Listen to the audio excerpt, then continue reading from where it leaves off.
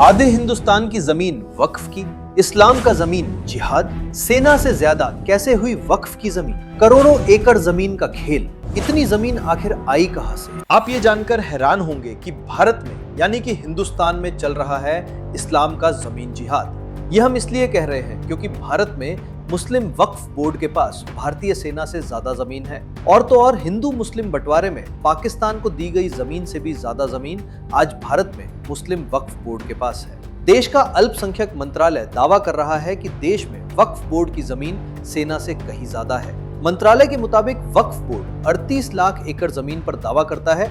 ये जमीन 15,000 वर्ग किलोमीटर होती है, जिसमें दिल्ली जैसे 10 शहर समा सकते हैं। और यही नहीं, हमारी सेनाओं के पास 18 लाख एकड़ जमीन है।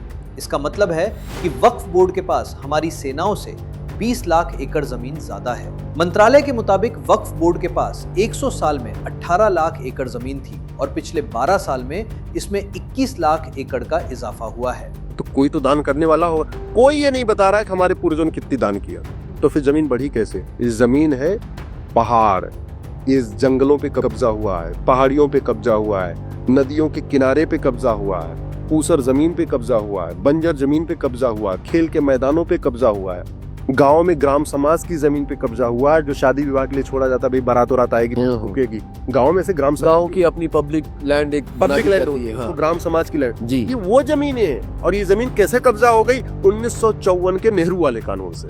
उससे भी खतरनाक बनाया इंदिरा गांधी ने घटिया कानून, उससे घटिया कानून बनाया नरसिम्हा राव ने, और उससे भी घटिया कानून बनाया मनमोहन सिंह ने। मुझे आश्चर्य सब पे नहीं हुआ। यानी कि आप कह रहे हैं कि नेहरू, इंदिरा, मनमोहन सिंह यानी कि सोनिया गांधी जी, हाँ। इन सब के बनाए कानून की वजह से 50,000 एकड़ से वक्फ की जमीन 40 लाख एकड़ पहुंच गई, 80 गुना बढ़ गई। लुटियंस दिल्ली की 123 संपत्तियां वक्फ को दी गई। गृह मंत्री अमित शाह ने भी कुछ दिन पहले साफ किया था कि वक्फ बोर्ड की संपत्ति बढ़ाने का काम कांग्रेस के कार्यकाल में हुआ था। अमित शाह ने लोकसभा में बताया कि 1500 साल पुरानी संपत्ति वक्फ को दे दी गई। रेलवे की जमीन वक्फ को दी गई। लुटियंस दिल्ली की 123 संपत्तियां भी वक्फ को दे दी गई हैं। 2001 से 2012 में 1 लाख करोड़ की संपत्ति लीज पर दी गई। 12,000 रुपए महीने के किराए से 5 सितारा होटल बनाने के लिए जमीन ली गई। मान्यवर, यह बिल जमीनों की सुरक्षा प्रदान करेगी। मान्यवर, किसी की जमीन अब घोषणा मात्र से वक्फ नहीं बनेगी, उसको प्रोटेक्शन। मान्यवर, पुरातत्व विभाग और एएसआई की जमीन को हम सुरक्षा देंगे। आदिवासी भाइयों की शेड्यूल 5 और शेड्यूल 6 की जो जमीन है वो सुरक्षित हो जाएगी।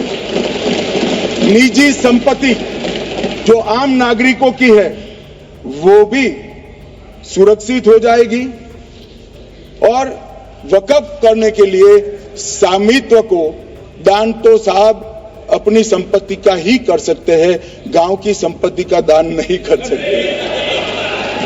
तो वक्फ निजी संपत्ति से ही स्वामित्व के बगैर नहीं हो पाएगा। इसमें पारदर्शिता लाने के लिए सूचना की प्रक्रिया को दाखिल किया गया है।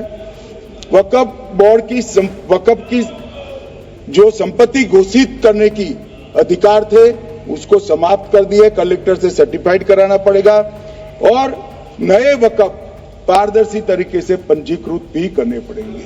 रजिस्ट्रेशन के बगैर कोई संस्था नहीं चल सकती। वक्फ बोर्ड में कोई गैर इस्लामिक नहीं।